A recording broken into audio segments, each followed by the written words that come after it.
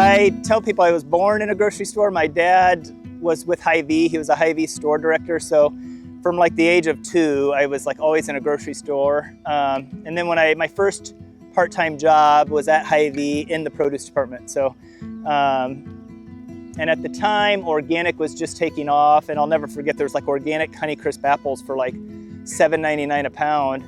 And my boss at the time was like, this is ridiculous. And he's like, people want to pay twice as much just so there's no chemicals on it. And then I asked him, I was like, well, why would you knowingly want to eat chemicals? And so that was like the first, at a young age, I was like, why are we spraying all this stuff? And then I started looking at that. And then when I was like 20, I put in for the position at Gateway Market of produce manager.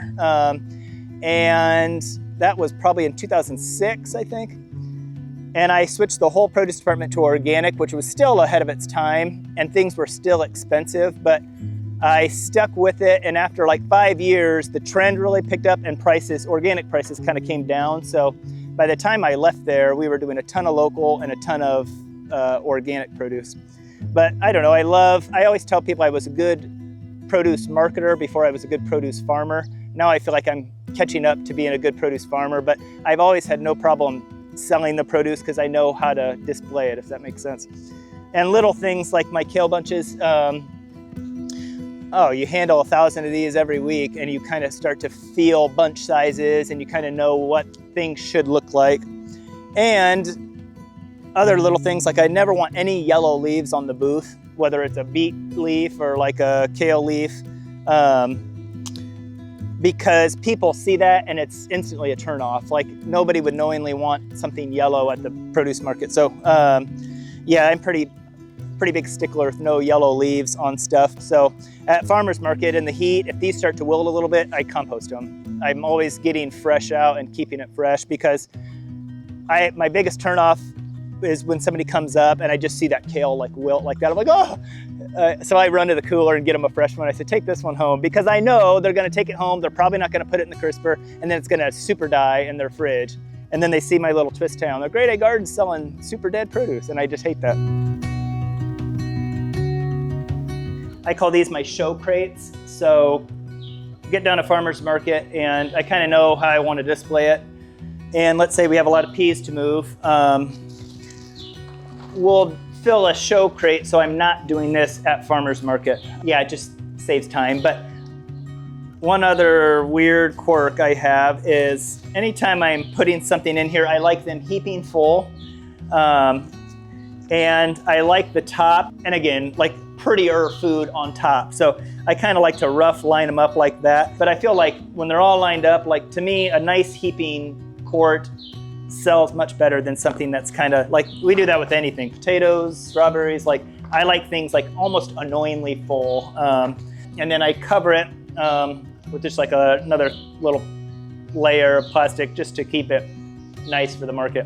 But that way I get down to the farmer's market and it just boom, set up, ready to go for 5 minutes, because then people take them. But then we can be down there like back stocking at the booth. So yeah, we'd fill this up and then like something like this would be our back stock, if that makes sense.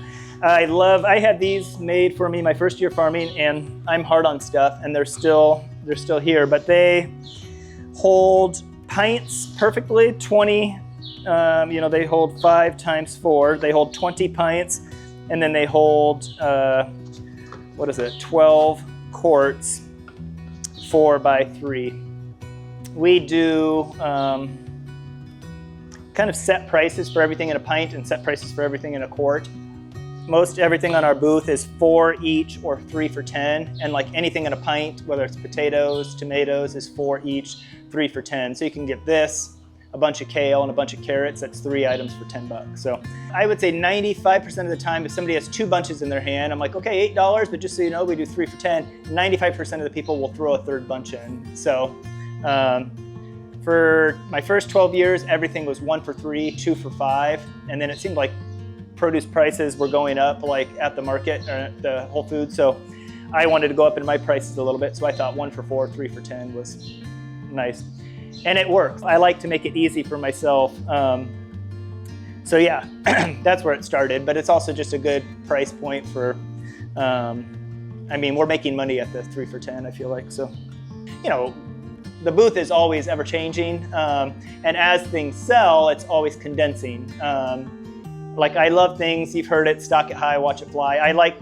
I would rather the booth be tight and tall than spread out, and and my biggest pet peeve is when people just, no tablecloth, nothing, they just leave produce on the, just laying on the table to die, it's just like, and then they sit in the chair. Like to me, like, I used to be a weirdo. Early on, I would have a spray bottle and I'd like come to the front of the booth and always be spraying the produce.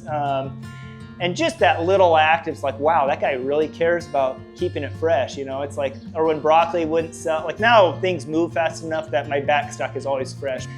I always say good morning. Just so many people want to be just so rigid and like, these are my prices, this is my farm. It's like, relax, you're at a market, like, just be human. It's like, good morning, how's it going? Oh, it's hotter than heck to, talk about the weather.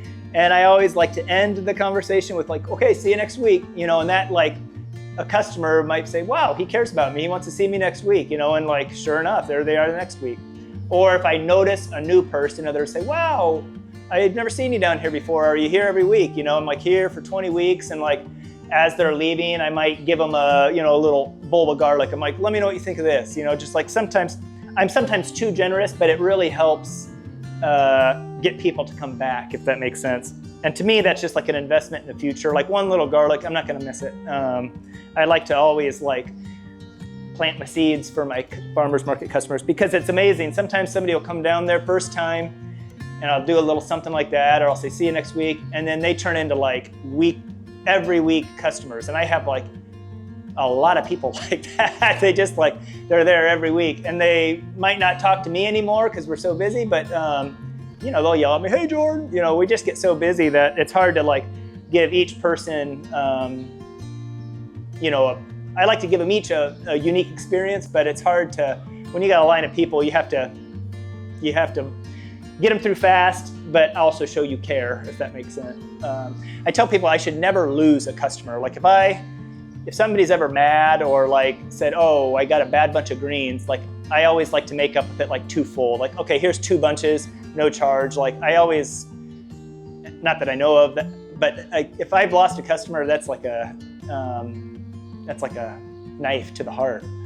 And I think a lot of that comes from my father. He was at Hy-Vee, and they had the helpful smile in every aisle. Like growing up, like customer service was like huge. Now I feel like we're in a time where customer service is kind of dead. So I just try to like go above and beyond. And if I see somebody struggling with their coffee, oh, let me hold your coffee for you, or just little things like that. To me, it's not rocket science either. It's just like treat somebody how you want to be treated, and it pays. It's like people come back when they're treated, and I feel like we have a top-notch product, so that helps too. Things look good, they taste good, and we're treating them good. So, yeah.